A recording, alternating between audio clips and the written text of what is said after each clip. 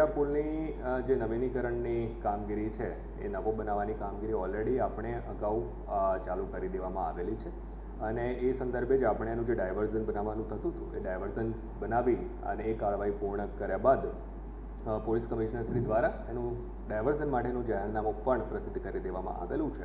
એટલે 22 તારીખથી આ ડાયવર્ઝનની શરૂઆત થઈ જશે.